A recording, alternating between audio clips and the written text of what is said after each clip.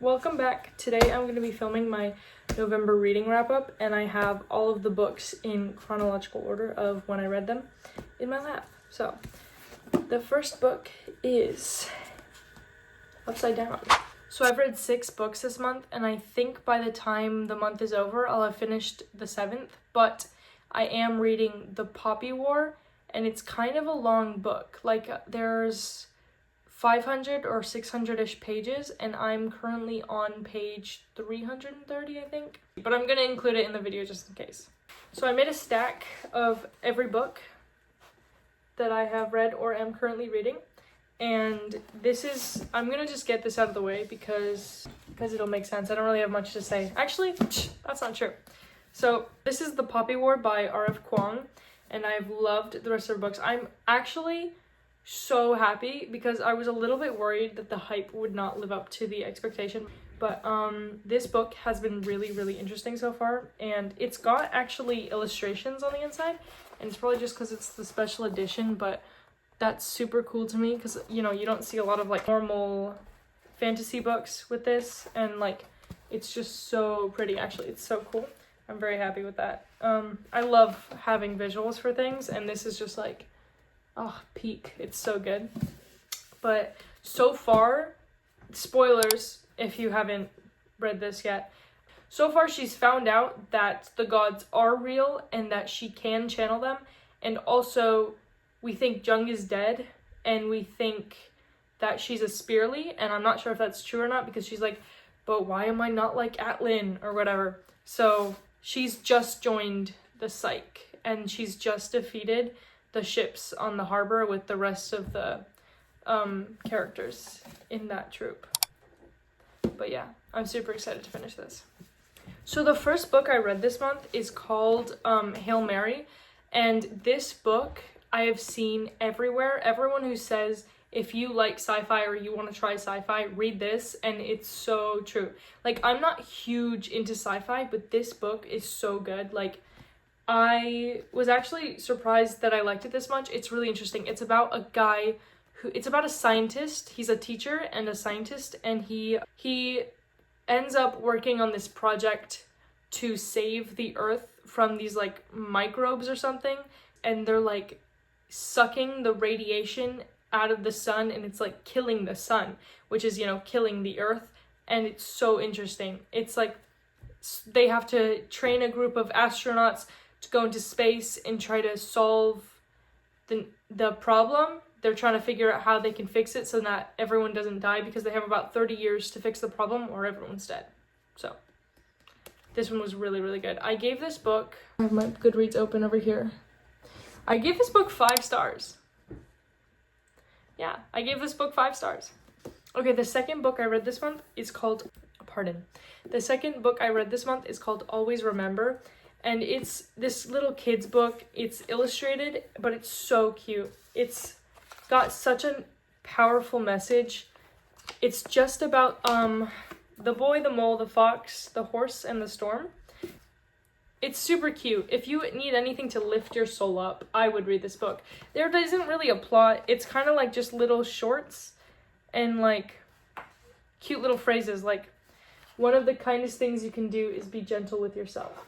And I think that's so cute. It's genuinely so cute. I want to get this book for one of my friends because I think she would love this. I loved the artwork in this book, and I loved the message. I just adored everything about this book, and I ended up also giving it 5 stars.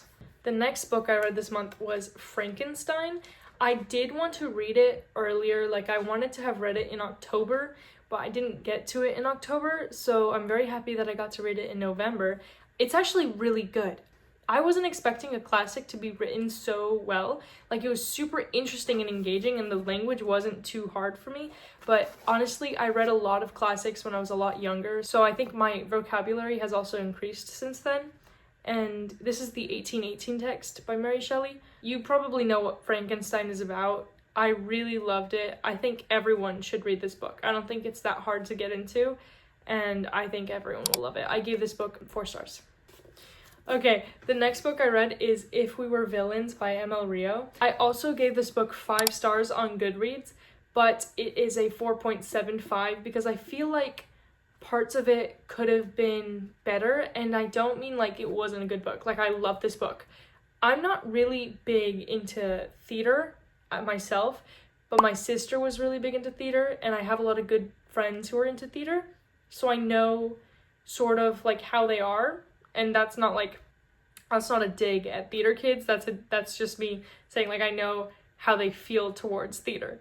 But I thought it was really interesting. I loved the story. The whole book is written in a way that's very lyrical. I love the prose in here. She references Shakespeare a lot because it's about these kids who... Is Emma a real girl? Bro, hold up. Okay, I just looked it up. Emma Rio is a woman. She references Shakespeare throughout this because it's a group of 7 actors who go to this conservatory, and it's like this class, and they put on plays, and there's like a murder mystery involved, and I'm doing a really bad job at making this book seem interesting, but it is really good. Like, it's one of the best books I've ever read that were dark academia, because this is a super controversial take. I read The Secret History and I did not love it. I thought it was a little bit boring. I just couldn't get into it, and maybe it was the time that I read it, so I might have to reread it, but this one I thought was really good. It was a really good book. The only reason I didn't give it a perfect 5 stars is because I felt that some parts were a little too extended for no reason, and I felt she went on just a little bit in some parts, and I feel like the conclusion could have been just a little bit better, and but it was really good. And if she ever wrote like a sequel to this, which there doesn't need to be a sequel, I would read it. Like, that's how much I liked this book. Okay, this is Our Evenings by Alan Hollinghurst. I have a lot of thoughts on this book. I have been wanting to read this book for so long, and every time I went to Barnes & Noble, they would not have it in stock, and I finally found one in a different Barnes & Noble, not my own, and here's the thing. This book is really well written, and the story it tells is extremely important.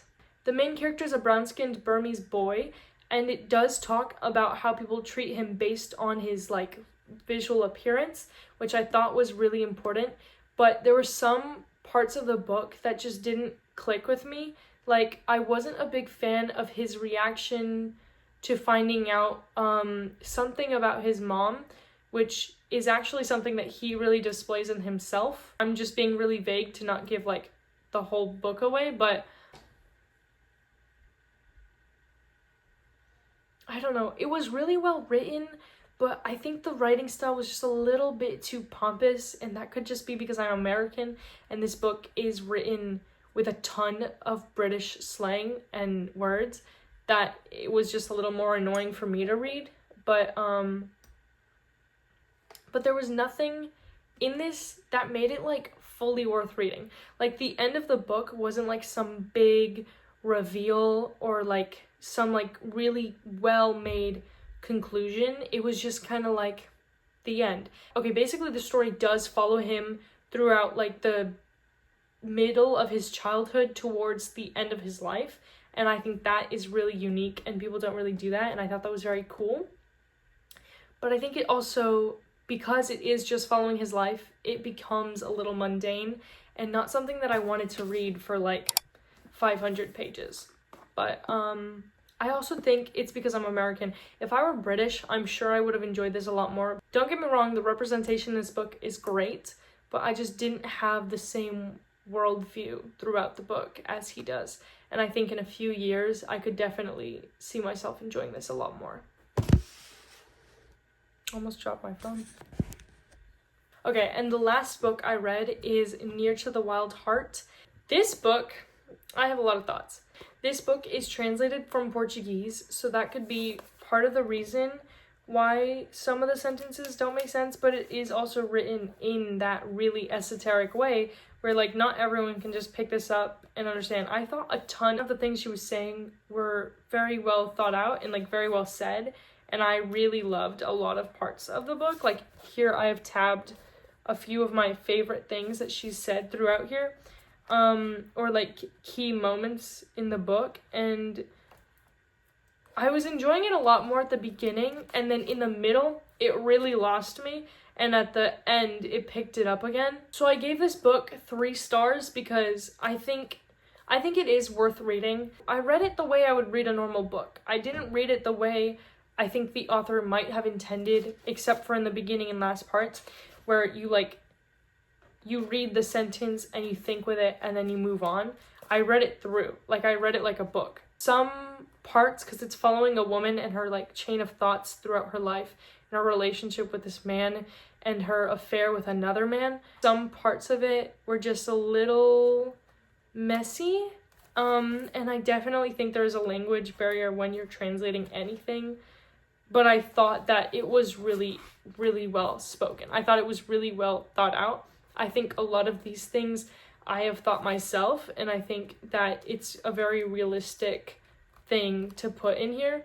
But it's not fully realistic in the way that it's all these deep things. There's nothing just ordinary about her, which I guess some people could like, but if you're telling me that you're going to a grocery market and you're coming up with deep thoughts about apples just because they're there, I'm not going to believe you. And I think that's one thing that's unrealistic. And obviously the whole story is a bit unrealistic. It's a story, it's a fiction book, but it's just, I think it needed a little bit less significance in some of the things she was saying. But overall, I did really enjoy the book. Maybe I'll have to give her another go with another one of her books, but for now, I think this is the last I'm going to be reading of Clarice Lispector until later. So that's all the books I read this month. I'm really excited to finish The Poppy War. I definitely think I'll get done with it. Let me know if you guys disagreed with any of my reviews and why. And if you have any recommendations or feedback, let me know. I'm planning on making a video talking about my top 10 books of the year, plus a yearly reading wrap-up where I do a quick review of every single book I've read this year, which so far we're on to 94. And I also want to film a video talking about my anticipated releases of 2026. If you guys have any, let me know because I'm so excited to check those out. I want to start making my TBR for next year, my rough TBR based on what's releasing. And yeah, just a little extra note. I did say I wasn't going to buy any more books this year, but I bought some because it was Black Friday, and these are books I know I'm going to be reading next year. I've had them on my list for a really long time, and I'm kind of planning on doing a whole thing with them. If I can find a book secondhand in a good condition and that's cheaper than the prices in store, I will always buy that book. So a lot of the books I buy are a lot cheaper, and the ones that I can't find cheaper, I will buy from Barnes & Noble. And I bought a few this Black Friday because they were having a big sale. So that's the reason why I broke my book buying ban.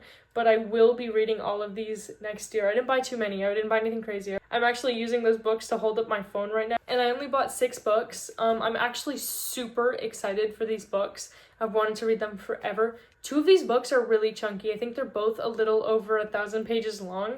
So I'm actually really excited to read them next year. I want to start reading some books that are longer and that I can take my time with, because I'm not actually pushing for numbers. It's just a coincidence that I read almost 100 books this year. It wasn't intentional. I don't have any specific reading goals. My only goal was to try to finish the books I had on my shelf and not buy so many. And it just worked out that way. But I am super excited to read these next year. And yeah, happy holidays. Hope you enjoyed the video, and I'll see you in the next one. Bye!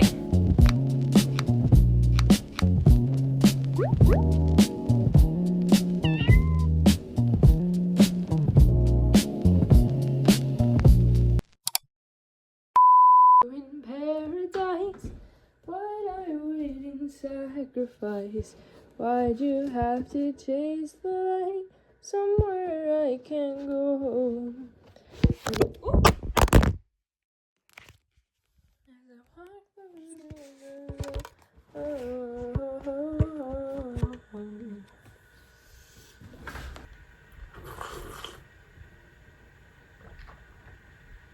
It's just kind of bitter.